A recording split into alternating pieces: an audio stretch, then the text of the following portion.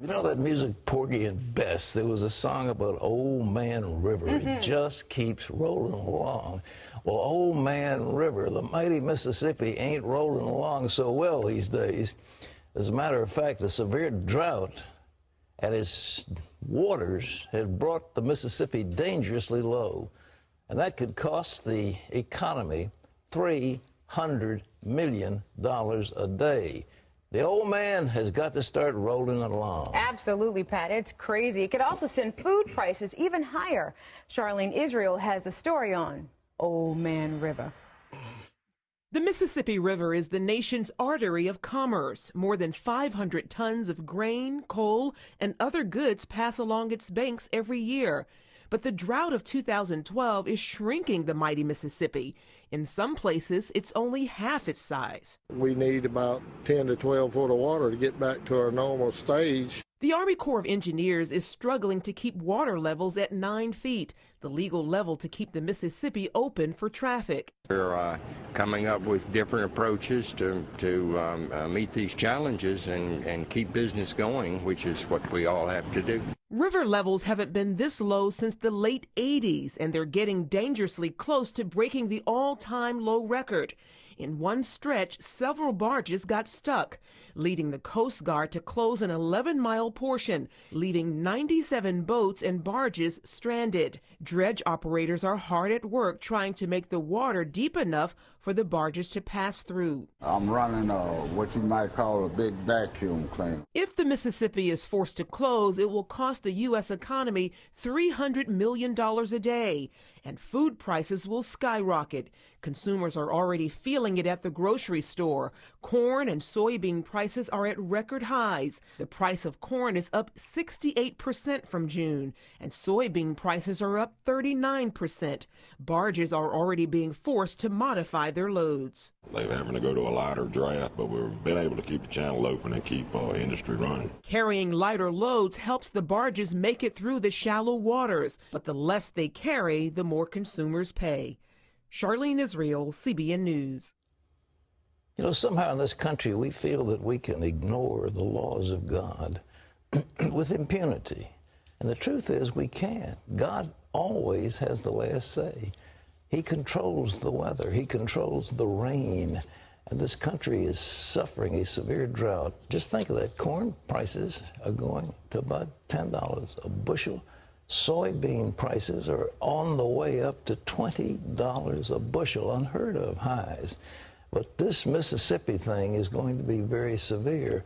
And it just shows we need to do some praying. You know, I was reading about Solomon was saying, well, the heavens are shut up and there's no rain and your people call.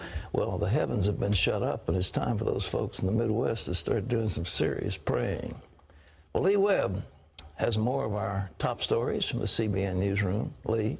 Pat, a federal appeals court in Texas ruled that Texas can stop funding Planned Parenthood temporarily. The legislature passed a law cutting off funding for abortion providers like Planned Parenthood, but a lower court blocked the law from going into effect until a lawsuit against the law can be heard in October. The Fifth Circuit Court of Appeals lifted that injunction and put the ban back in place.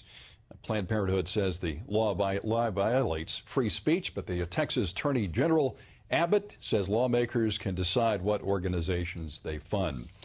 Pat, back to you. Well, I'm just thinking about Planned Parenthood. Isn't it ridiculous that they think they've got a right to the federal treasury? They have a right to the state treasury, and they say it's free speech. They want more money. There are two lawsuits right now in the federal courts, one in California, one in Texas. The one in California, a whistleblower that said Planned Parenthood was triple billing the United States government for services they perform. Sometimes maybe they didn't perform at all. It's a major, we're talking about tens of millions of dollars. And there's much the same thing going on in Texas. But here the Planned Parenthood comes out and says, taxpayers should pay us money. It's our right. And if you take it away from them, it's a violation of free speech. Come off it. Lee? Pat, a federal appeals court in the state of Oklahoma has struck down tougher environmental regulations on the coal industry. The court ruled the Environmental Protection Agency overstepped its authority with a rule that was supposed to cut down on emissions from coal-burning power plants. CBN News has reported on what some miners have called the Obama administration's war on coal. The industry has struggled to get investor support for new technology that could help pave the way for environmental independence in the U.S. It's got a long history, and people rely on that history to refer to it as a dirty fossil fuel. And you get your hands black when you touch it, and it's dusty. But we've learned how to control the dust, and we're getting better every day. Yeah, in the state of West Virginia, developers of the Adams Fork Energy Power Plant say converting coal into liquid fuel could help lower fuel prices in this country. Their goal is to produce 250 million gallons of methanol that could be used for gas, jet fuel, diesel fuel, as well as more energy sources. Well, obesity isn't just bad for your body, it's also bad for your brain. New research shows the brains of obese people decline at a much faster rate than people of normal weight. The study was published in the most recent edition of Neurology. It examined more than 6,000 people over a 10-year period. And the scientists found that test scores fell 23% faster for people who had high levels of fat, high blood pressure, high bad cholesterol ratings, and high blood sugar. Well, the U.S. is facing a growing risk of another recession. That's the warning from Standard & Poor's.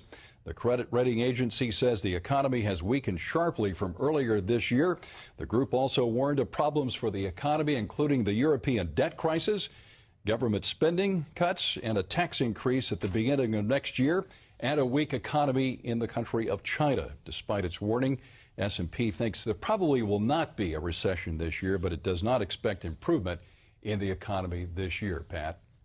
Well, Lee, I think that the economy can get better, and I think when there is a change of administration, there's going to be a surge of money coming into the system. There's so much on the sidelines. There are trillions of dollars that businesses are holding back, waiting for some knowledge. They don't know what tax policy is. They don't know what regulatory policy is. It's an uncertain landscape.